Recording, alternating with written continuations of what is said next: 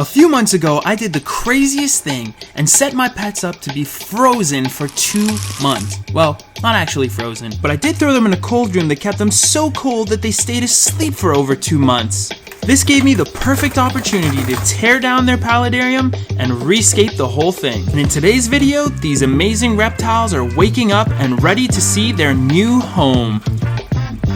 What's up everybody, welcome back to another video on my channel. My name is Dion and you're watching Reptiliatus. As the intro suggests, today is a very exciting day because we are moving the Shinisaurus back into the living room paladarium. Now, from this shot alone, you can probably see that the paladarium is looking very different. And that's because I tore the whole thing down and re-scaped it. So the first thing we're gonna do in today's video is go through that process. I'm gonna show you how I upgraded this paladarium setup for my 3 Shinisaurus crocodilurus Chinese crocodile lizards. And then we're gonna go and get them out of brumation and move them into the tank and pray and cross our fingers that these animals are going to reproduce this season. It's gonna be pretty epic, a little nerve-wracking, and lots of fun.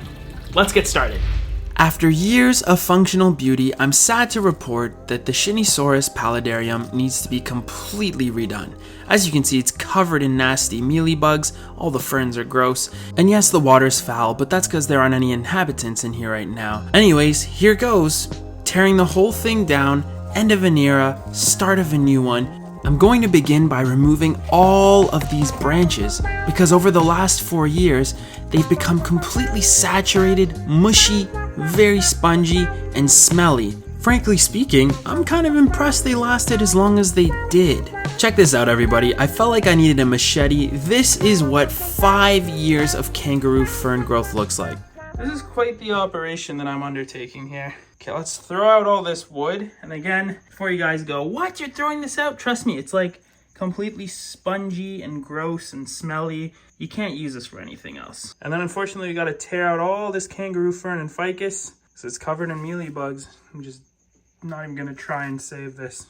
I know that if I keep some of the rhizomes, like look, there's mealybugs on the rhizomes. It's just not worth it. I hate to say I can go buy another kangaroo fern for whatever, $20, $30, start over and hopefully not have mealybugs. So unfortunately, we're gonna have to say goodbye to this plant.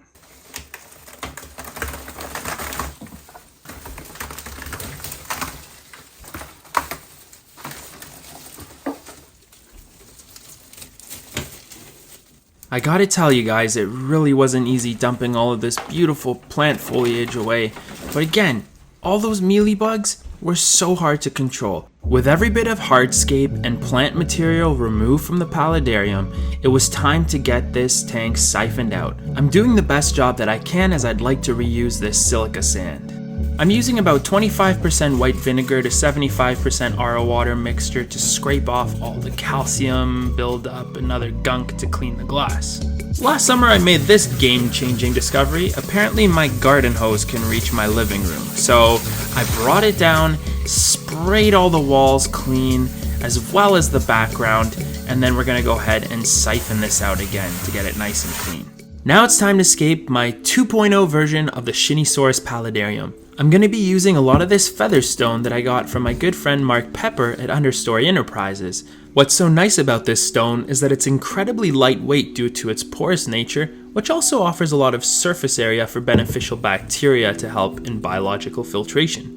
When it comes to terrarium branches and hides, I'm a pretty lucky guy, and that's because one of my best friends, Matt, is an arborist. When he's on the job trimming and cutting trees down, he keeps an eye out for me and finds me the best of the best for my builds. And as you can see, this one was no exception. I'm trying to scape the paladarium in a way that maximizes usable surface area in this enclosure, but also that provides the animals with plenty of hides and takes plant growth and installation into consideration.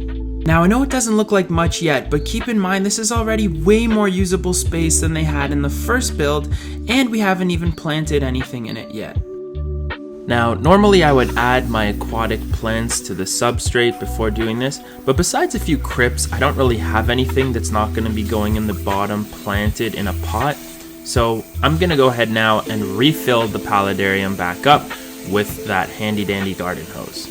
I'm also adding a tap water conditioner to make it safe for inhabitants, as well as beneficial bacteria to get our nitrogen cycle kicking into gear. Now that my paladarium is filled back up with water, it's time to turn the canister filter on and get the mechanical filtration going.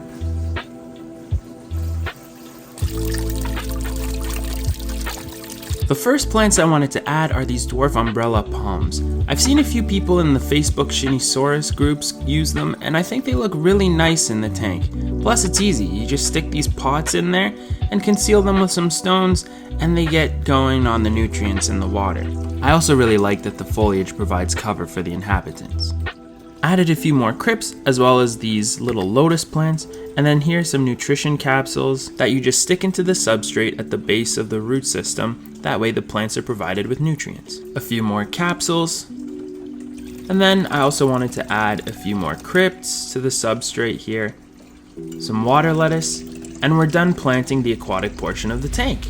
Today's video is brought to you by Palm Street. Palm Street is an exciting platform that helps connect buyers and sellers of rare plants, specialty pets, and more. Users have access to a diverse shopping experience, whether they want to buy or sell through traditional listings on the shop marketplace, or hop onto live streams and engage with sellers and buyers directly through live shows and auctions. Being able to hop onto a live stream and engage directly with the seller, ask questions about the animals they're offering, care specifications, history on that said individual, and more is really a refreshing experience. I don't have to go type and send them an email and wait for a response. I can see the animal in live time, ask my questions to the breeder directly, making it a pretty unique shopping experience. And what's awesome is that Palm Street is doing their cold-blooded comeback event from August 29th to the 31st. Anyone using the app during this time to purchase a new reptile, amphibian, or invertebrate friend will receive one free shipping coupon capped at $50 that they can put towards shipping to receive their new pet. And what's more is that sellers using Palm Street app to find their pets new loving homes will actually receive $10 per animal sold, capped at $1,000 over the span of the weekend. Remember that this is applicable to live stream sales, so you need to get on those live streams, engage with the sellers, and make your purchases there. And lastly, I want to let you guys know that I'm going to be doing a live stream on Palm Street August 29th at 7 p.m. Eastern Standard Time, where I'm going to be giving away $100 every 10 minutes for a full hour. Not only this, we're going to be doing a little bit of a feeding tour through my reptile room and home, and we have a special guest, my good friend Armin from Herp Time, who's going to be tuning in partway through the live stream to have meaningful conversations about the pets we love keeping and more. All you need to do is follow the link in my video description to join Palm Street, bookmark my live stream, and I'll see you guys there. Thank you so much to Palm Street for sponsoring today's video. I can't wait to see you all next week. Alright guys, welcome back. This is Stone Desert Substrate by Exoterra. You guys have seen me do some funky things with it, and today is no exception. I want to try and do something fairly ambitious and create some retaining wall type structures in the paludarium. My hope is that they're not going to crack and break because they're going to be in contact with water and moisture in some capacity. There's a good chance this is going to go terribly. It might all crumble and fall apart into the tank, but you never know unless you try, right? I ask you to have some faith in me, and well, I'll give you guys an update in a few months and let you know how it worked out. But what you can see me doing here is essentially building these little land platforms out of the clay and shaping them into sort of bowls where I can then add substrate and plant plants into them.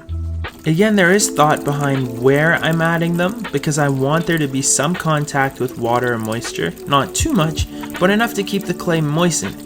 If it becomes too dry and brittle and the large Shinisaurus walk all over it, it might crumble apart and fall into the water, and we certainly don't want that.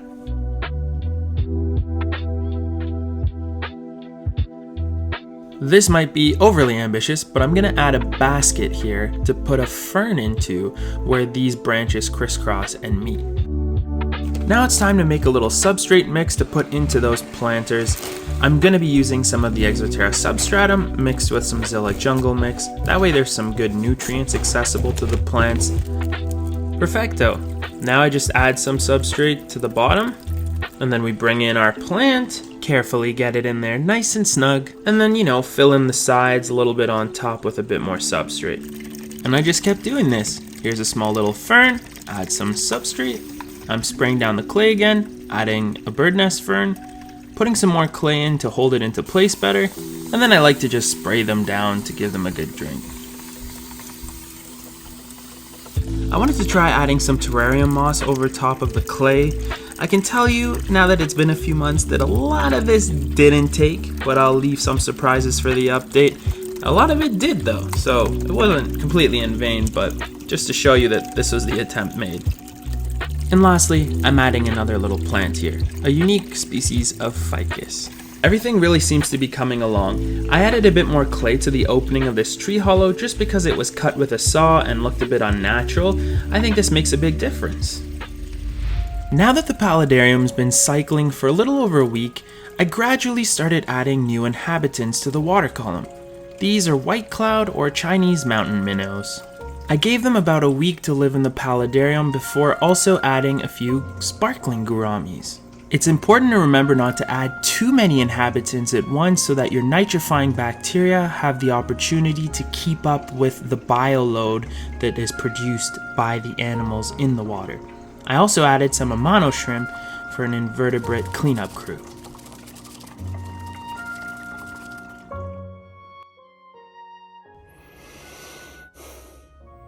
Hey everybody. Alright, so we are in the closet space. And I've got my headlamp on. And as you can see, everybody is awake. Temperatures have climbed. And yeah, the leaf turtles are up. They're all waking up now and ready to come out of brumation. And for today's video, the important thing is that the Shinisaurus are awake and ready. So what we're gonna do now is grab the 3 bins with Rexy, my other female that still doesn't have a name, and my male who's in here. Hey buddy. And then we're gonna rinse them off because they're covered in this substrate, and then we'll put them in the paladarium. Yeah, everybody's awake. And if you're eager to see an update on the leaf turtles, we're going to be doing a video just like today's, where they're getting a fully revamped section of the reptile room with their own brand new individual enclosures, fully planted and more. That video is coming up. After several months of sleeping in a pile of soil, it's no surprise that these Shinisaurus are just covered in dirt. And it's worth mentioning that they don't sleep the whole time. They do move around a bit, so they got dirt all over themselves, on their face, around their eyes. It made sense to give them a bit of a rinse off before putting them in the paladarium. The last thing we'd want to do is bring all that soil into the tank. I set the temperature to what was hopefully a comfortable lukewarm, and then as you can see, they very unwillingly received their rinse offs. Beautiful, look at her. She looks so much cleaner. They're not a huge fan of being handled, so I'm going to place her in this clear bin and then carefully move her over to the paladarium. This is such a big moment for me. I'm really excited for her to be the first of 3 to move into the newly scaped build. And as you can see, she definitely didn't waste any time. Alright, next is Rexy. Gotta watch her because she can be a bit of a more spicy lady. Not gonna hurt you. There we go. I know, girl. I know. It sucks. But trust me, your head is literally covered.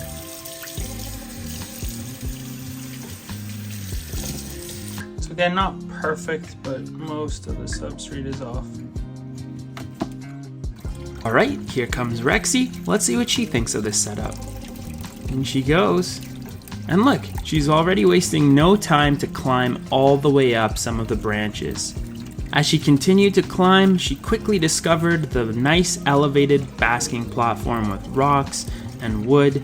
I think she's pretty happy there, and it must feel good to warm up after 2 months of cold.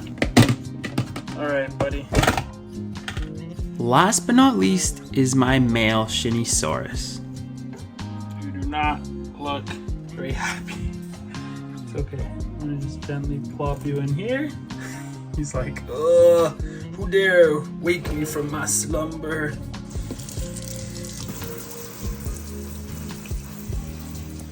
Yeah, he was clearly not having it.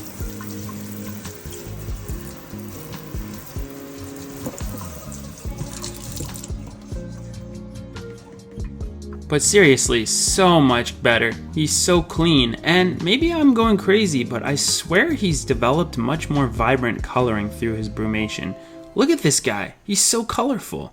Alright, in you go, buddy. Alright, little man, no pressure or anything, except that's a lie, all the pressure. It all falls on you, dude. You gotta get in there and make some moves with those ladies. Everybody cross your fingers and send him some well wishes in the comments section. Good luck, etc. He's gonna need it. I set up some cameras and took a few time lapses to observe how active the animals were and see if I noticed any breeding behavior. As you can see, some of the Shinisaurus were moving around, basking, and checking out all the different hides in the paladarium, which was awesome to see. But with a new season comes hungry bellies. I mean, if you hadn't eaten in 2 months, wouldn't you be starving? So, an important part of getting these animals ready for breeding is feeding them exceptionally well. These are nightcrawler earthworms, one of the Shinisaurus' favorite things to eat, and this is their first meal back after many months. It's pretty funny watching her take this long to eat a worm, almost as if she's forgotten how to eat them over the last few months of slumber. I kept trying to offer the other animals worms, but they weren't really interested. I think it's completely fair that maybe they need to figure things out for the next few days, warm up, get the metabolism kicked in overdrive, and oh my gosh, and we'll see from there. Well, this girl kept eating, so I gave her a few more worms. Needless to say, the animals are actively exploring their new setup, and I'm super excited and hoping for the best results. It's good to see the male on the move. Hopefully he's gonna start showing interest in breeding with the females, and again friends, we can only hope for the best. Naturally, this is the first time I've ever properly brumated them, so maybe we won't get the results we want, but I can hope that this year is going to be the year that maybe these animals will reproduce. I won't lie that if they don't, I'd be pretty disappointed, but the silver lining is now I'm confident about brumating them properly.